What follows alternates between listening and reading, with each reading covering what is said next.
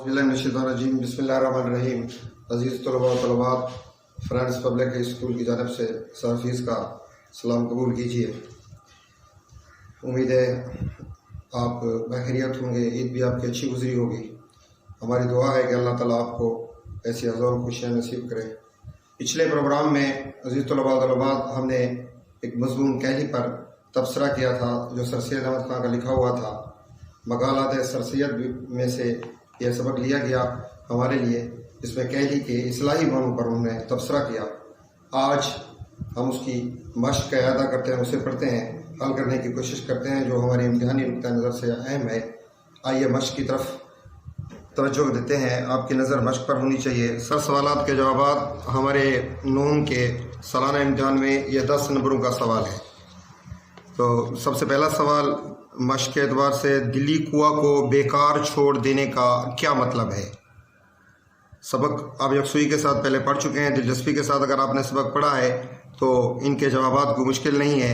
जब इंसान अपने दिल की सलाहियतों को बरोएकार ना लाए, यानी कि अपने दिल में फलाह के काम, अपने दिल में वो फ़िक्र, वो कोशिश, वो जुस्तजू अगर ना हो तो फिर वो इंसान वहशत पने का शिकार हो जाता है। कहने का मतलब ये है कि इंसान जिस्मानी बातों में मशगूल होकर वहशी बन जाता है। दूसरा जवाब है इस सवाल, इंसान कब सख्त कहल और वहशी हो जाता है? इसका भी वही जवाब है मफ़हूम के तौर पर कि इंसान जब अपने दिल की सलाहियतों को या फिर अपने अक्ल की सलाहियतों को काम में ना लावे तो वो इंतहाई सख्त कहल और वहशत पने का शिकार हो जाता है, यानी कि वहशी बन जाता है। आगे वाला सवाल है, किसी न किसी बात की फ़िक्र और कोशिश में मसरूफ़ रहना क्यों लाजिम है? किसी न किसी बात की फ़िक्र और कोशिश में मसरूफ़ रहना इसलिए लाजिम है या उस वक्त तक लाजिम है जब तक हम अपने किसी भी ज़रूरियात को या किसी भी काम की अंजामदही तक उसकी फ़िक्र में नहीं रहते। उसके मुकम्मल होने तक हमें उसकी फ़िक्र लाहक नहीं रहती। उस वक्त तक ये कोशिश ज़रूरी है कि इंसान जब तक काम की तकमील ना हो फ़िक्र और मुस्तैदी में रहे। कौम की बेहतरी कैसे मुमकिन है? कौम की बेहतरी उस वक्त तक मुमकिन नहीं है, उस वक्त तक कोई भी कौम तरक्की नहीं कर सकती जब तक कि वो अपने अंदर कहली को ख़त्म कर न ले। कसीर इंतखाबी सवालात है। आगे सबक कहली के मतन को मद्देनज़र रख कर दुरुस्त जवाबात की निशानदही करें। अलिफ जुज़ है, रोटी पैदा करने के लिए नहायत ज़रूरी है मेहनत। लोग बहुत कम कहल होते हैं जो रोज़ाना मेहनत करने वाले होते हैं। हर एक इंसान पर लाजिम है कि वो अपने अंदरूनी कुआ को ज़िंदा रखे। कौम की बेहतरी की तवक्को की जा सकती है कहली छोड़कर। मौजू अल्फाज से खाली जगह पूर करें। ये भी MCQs की सूरत में कसीर इंतखाबी ऑप्शन दिए हुए हैं। इनमें से किसी एक को हमने टिक करना है जो दुरुस्त हो। उठते बैठते चलते फिरने में सुस्ती करना कहली कहलाता है। जब उसके दिली कुआ की तहरीक सुस्त हो जाती है और काम में नहीं लाई जाती तो वो अपने हैवानी खसलत में पड़ जाता है। हमारे मुल्क में जो हमको अपने कुआए दिली और कुआए अक्ली को काम लाने का मौका नहीं मिल रहा, उसका सबब यही है कि हमने कहली इख्तियार कर ली है। किसी शख्स के दिल को बेकार पड़ा ना रहना चाहिए। तरेज़ल अल्फाज के मुतज़ाद हैं आगे, कहली, चुस्ती, अकल, बेअकली, आर्जी, दैमी या मुस्तकिल, वहशी, मुहज़्ज़ब, शक, यकीन और मसरूफ़, फ़ारिग। गलत सही जवाबात क्या गया हमने निशान लगाने हैं। दिली कुआ को बेकार छोड़ देना सबसे बड़ी कहली है, बिल्कुल ठीक है। हाथ पाँव की मेहनत और औकात बसर करने, रोज़ी कमा कर खाने के लिए ज़रूरी नहीं है। गलत है, हाथ पाँव की मेहनत औकात बसर करने और रोज़ी कमा कर खाने के लिए ज़रूरी है। ये सच नहीं है कि लोग पढ़ते हैं और पढ़ने में तरक्की भी करते हैं, बिल्कुल गलत है। कहीं हद तक ये सच है कि लोग पढ़ते भी हैं और पढ़ने में तरक्की भी करते हैं। कहली एक ऐसा लफ्ज़ है जिसके मानी समझने में लोग गलती करते हैं। मुसन्निफ़ के हवाले से, मुसन्निफ़ के नज़र में कहली ये एक आम कहली है, लेकिन असलाही तौर पर कहली वही है कि जो इंसान अपने दिल की और अपने अक्ल की सलाहियतों को काम में ना लाए, और वही कहल होता है। सर सैयद खान ने इस मज़मून में दो तरह की कहली का फ़र्क किया है। एक वो जो हाथ पाँव से मेहनत ना करने का नाम है, और दूसरी वो कैली है जिसमें इंसान के दिली कुआ को बेकार पड़े जाते हैं। सर सैयद दूसरी कैली को बुरी कैली करार देते हैं। अब गौर करने की बात यह है कि दिली कुआ के बेकारी का मतलब यही है कि इंसान कैसे दिली कुआ को बेकारी के बाद हैवान और वहशी बन जाता है। जब इंसान अपने दिल की या अपने अक्ल की सलाहियतों को काम में नहीं लाता, बरोकार नहीं लाता, तो फिर वो आम जिस्मानी बातों की तरफ मशगूल हो रहता है। अच्छा खाना खाना, होटलिंग करना, कुमारबाजी, अपनी एहसासात पर ज़्यादा तवज्जो देता है। इसके अलावा अपने दिल में अपनी फ़िक्र, कोशिश, जुस्तजू, लगन, एहसास, खुदी, ये सारे जज्बात ख़त्म हो जाते हैं। और मज़मून के हवाले से इसकी थोड़ी सी तारीफ़ हमारी इम्तिहानी नुक्ता नज़र के अहम है। जितने भी तलबा व तलबात हैं वो मज़मून की कम से कम तारीफ़ और असल के एतबार से ये किस ज़ुबान का लफ्ज़ है ये बात ज़हन में होनी चाहिए। मज़मून का लफ्ज़ अपने असल के एतबार से अरबी है, जिसके लुग़वी मानी ज़मीन में लिए हुए हैं किसी मुकर्रा मौजू पर अपने ख़यालात, जज्बात और तासुरात का तहरीरी इजहार मज़मून कहलाता है। हमारे कसीरुल इंतखाबी सवालात के जवाबात में ये आम तौर पर हमारे इम्तिहान में मज़मून के हवाले से ये MCQs आते हैं। हमारा आगे वाला सबक जो सिनफ़ अदब के एतबार से एक तज़किरा निगारी है शायरों के लतीफ़े, और इसका मुसन्निफ़ यानी कि लिखने वाला मौलाना मोहम्मद हुसैन आज़ाद, जो 1830 में मोहम्मद हुसैन आज़ाद मारूफ आलम दीन और सहाफ़ी मौलवी मोहम्मद बाकर के बेटे थे और उन्हीं के घर में पैदा हुए। मौलवी मोहम्मद बाकर गालबन 1836 की बात है, वहाँ दिल्ली में एक हफ्त रोज़ा उर्दू अखबार के नाम से जारी करते थे, और ये इतनी मुस्तैदी, इतनी रेगुलरिटी से जारी हुआ और इतना मशहूर हुआ कि 1857 की नाकाम जंग आज़ादी तक यह तसलसल के साथ शाये होता रहा और इंतहाई मशहूर हुआ। फिर सहाफ़ी मौलवी मोहम्मद बाकर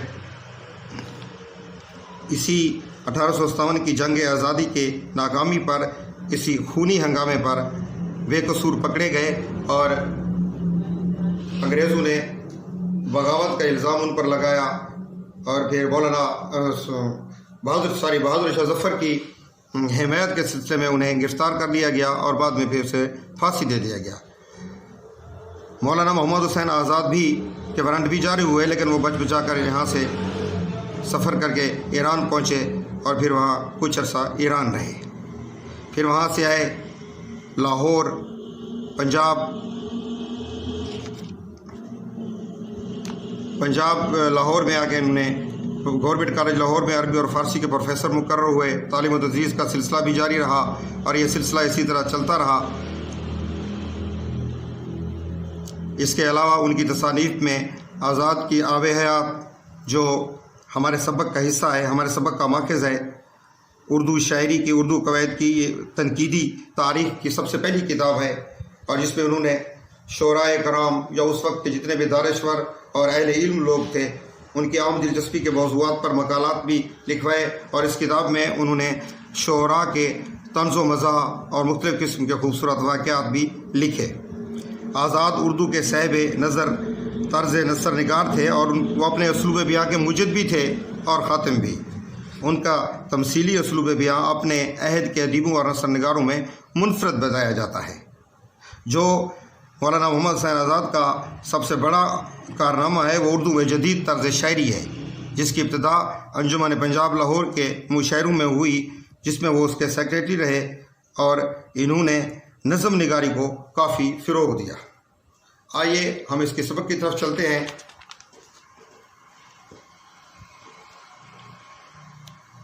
छोटे छोटे मुख्तलिफ़ किस्म के वाक़यात लिखे हुए हैं, जिससे शायरों की तंज़ व मज़ाह का पता चलता है। शेर व अदब में तंज़ व मज़ाह या तंज़ व ज़राफ़त की अहमियत यहाँ पे वाज़ेह हो रही है। इसके अलावा जो मुसन्निफ़ ने तलबात को तलकीनी तौर पर बताने की कोशिश की है, वो आपस के ताल्लुकात में रवादारी, तहम्मुल, एक दूसरे की बात को बर्दाश्त करना और इसकी ज़रूरत का एहसास उजागर करना है।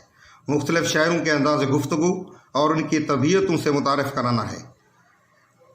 एक दिन लखनऊ में मीर और मिर्ज़ा के कलाम पर दो शख्सों ने तकरार में तूल खींचा। तकरार बहस मुबैसा। मीर से मुराद मीर तक की मीर है, जिसे खुदा सुखन भी कहा जाता है, और इसके अलावा मिर्ज़ा से मुराद मिर्ज़ा रफ़ीउल्लाह सौदा, दोनों उर्दू के आला पाए के शायर हैं। उनके कलाम पर यानी कि उनकी शायरी पर दो अशखास के दरमियान बहस छिड़ पड़ी और बात फिर लंबी हो गई, तूल पकड़ गई, झगड़ा पैदा होने लगा। दोनों ख्वाजा बासित के मुरीद थे। ख्वाजा बासित वहाँ के बुजुर्ग थे और मुरीद से मुराद क्या है कि उनके शागिर्द थे। उन्हीं के पास गए और अर्ज़ की कि आप फरमाएं। उन्होंने कहा कि दोनों साहिब कमाल हैं। दोनों शख्स ने अपने पीर यानी कि ख्वाजा बासित से, अपने उस्ताद से ये दरख्वास्त की कि आप ही फरमाइए, आपकी नज़र में इन दो शौरा में से यानी कि मीर और मिर्ज़ा के दरमियान के मुकाबले में कौन साहिब कमाल है। तो फिर उन्होंने कहा कि दोनों साहिब कमाल हैं, मगर फ़र्क सिर्फ इतना है कि मीर साहब का कलाम आ है, यानी कि आह हरूफ तहसीन है, खुशी का कलमा है। तो ख्वाजा बासित का कहने का से मुराद ये है कि मीर साहब का कलाम खुशी से लबरेज है, यानी कहने का मतलब मीर साहब तहसीन है, खुशी का कलमा है। यानी कि अगर मिर्ज़ा साहब की शायरी का हम जायज़ा लें तो उनकी शायरी में हमें खुशी का एहसास मिलता है, तरन्नुम का एहसास मिलता है। मिसाल में मीर साहब का शेर पढ़ा, सरहाने मीर के आहिस्ता बोलो, अभी टुक रोते रोते सो गया है। सरहाने से मुराद सर रखने की जगह, वो रुख जिसकी तरफ हम सरहाना सर रखने की जगह सर रखते हैं। मीर के आहिस्ता बोलो, अभी टुक यानी कि ज़रा रोते रोते सो गया है। अब इस शेर से आप खुद अंदाज़ा लगा सकते हैं, इसके मफहूम से अंदाज़ा लगा सकते हैं कि मीर का कलाम में हमें क्या एहसास मिलता है। फिर मिर्ज़ा का शेर पढ़ा, सौदा की जो बानी पे हुआ शोर क़यामत। बानी से मुराद सरहाना है, तकिया है। शोर क़यामत बहुत ज़्यादा शोर। खुद्दाम अदब यानी कि नौकर, खुद्दाम अदब बाअदब मुलाजिम बोले, अभी आँख लगी है, यानी अभी वो सोए हैं। इनमें से एक शख्स जो मिर्ज़ा के तरफदार थे, मिर्ज़ा के हिमायती थे, वो मिर्ज़ा के पास भी आए और सारा माजरा बयान किया, सारा किस्सा, सारा वाक़या सुनाया। मिर्ज़ा भी मीर साहब के शेर को सुनकर मुस्कराए, हंसे और कहा, शेर तो मीर का है, मगर दाद खाई यानी कहने का मतलब है फरियाद उनकी ददा की मालूम होती है, उनकी मुलाजमा की मालूम होती है। ददा बच्चों के ख्याल रखने वाली जो मुलाजमा होती है, खिलाई होती है, उसे ददा कहते हैं। दूसरा वाक़या देखें, एक दिन सौदा से मुराद आला पाए के शायर हैं रफ़ीउल्लाह सौदा, ये तखल्लुस है उनका और अलामत तखल्लुस भी लगी हुई है। अब तलबा इस बात पर तवज्जो दें कि इबारत में जहाँ किसी भी शायर का तखल्लुस होता है उस पर उसकी अलामत तखल्लुस लगी होती है, अंदाज़ा लगाया जा सकता है कि ये उस शायर का तखल्लुस है। लोग अपने अपनी गज़लें पढ़ रहे थे। एक शरीफ ज़ादे जिसकी उम्र 12-13 बरस की थी, उसने गज़ल पढ़ी। मतला ये था, यानी कि शेर का पहला हिस्सा ये था। मतला गज़ल के पहले शेर को कहते जो हम काफिया हो। तो उसने अपने गज़ल का पहला शेर यानी कि मतला पढ़ा, दिल के फफोले जाल उठे सीने के दाग से, इस घर को आग लग गई घर के चराग से। अब जो समझने वाली बात है वो ये है कि दाग और चराग इस शेर में काफिया है और से रदीफ है। इसी बात से आप अंदाज़ा लगा सकते हैं कि ये शेर गज़ल का पहला शेर यानी कि मतला है। अगर ये काफिया और रदीफ आपस में शेर हम काफिया और हम रदीफ ना होता, ये शेर यानी कि दोनों बैत इसके काफिया और रदीफ ना होते, तो हम इसे फिर पहला शेर पढ़ते। गर्मी कलाम पर, शायरी के जोश पर, शायरी की शिद्दत पर, हिद्दत पर सौदा भी चौंक पड़े, होशियार हो गए, मुतवज्जे हुए। पूछा, यह मतला किसने पढ़ा? लोगों ने कहा, हज़रत ये साहिबजादा है, शरीफजादा है। सौदा ने भी बहुत तारीफ़ की, बहुत मरतबा पढ़वाया और कहा कि मियाँ लड़के जवान होते नज़र नहीं आते। खुदा की कुदरत, उन्हीं ही दिनों में लड़का जल कर मर गया। तीसरे वाक़े की तरफ आते हैं। एक दिन इंशाअल्लाह खान जुरत की मुलाकात को आए। इंशाअल्लाह खान और जुरत दोनों आला पाए के शायर थे। देखा तो सर झुकाए बैठे कुछ सोच रहे हैं। उन्होंने पूछा कि किस फिक्र में बैठे हो, कौन सी परेशानी है? तो जुरत ने कहा कि एक मिसरा ख्याल में आया है, यानी कि शेर का पहला हिस्सा पहली लाइन पे ख्याल में आई है। चाहता हूँ कि मतला हो जाए, चाहता हूँ कि गज़ल का पहला शेर मुकम्मल कर लूँ। तो उन्होंने पूछा कि क्या है? जुरत ने कहा खूब मिसरा है, मगर जब तक दूसरा मिसरा ना होगा तब तक ना सुनाऊंगा, नहीं तो तू मिसरा लगाकर इसे भी छीन लोगे। ये जो आज़ाद की तसनीफ़ आब हयात है, इसमें इसकी जो अहमियत है वो यही है कि जो उस वक्त के शायर थे, शोरा थे, उनके अदबी ज़ौक़ का पता चलता है कि बातों बातों में वो कितना कमाल दर्जे तक शेर मौजू कर लेते थे। बातों बातों में बात से बात निकालने के भी माहिर थे, और फिर फिलबदी बरजस्तगी से वो एक मिसर से दूसरा मिसरा, एक शेर से दूसरा मिसरा मौजू कर लेते थे, बना लेते थे, बातों बातों में कह देते थे और हैरान हो जाते थे सुनने वाले। आखिर जुरत ने उनके इसरार पर पढ़ दिया, इस जुल्फ पे फपती शबे दजूर की सूची।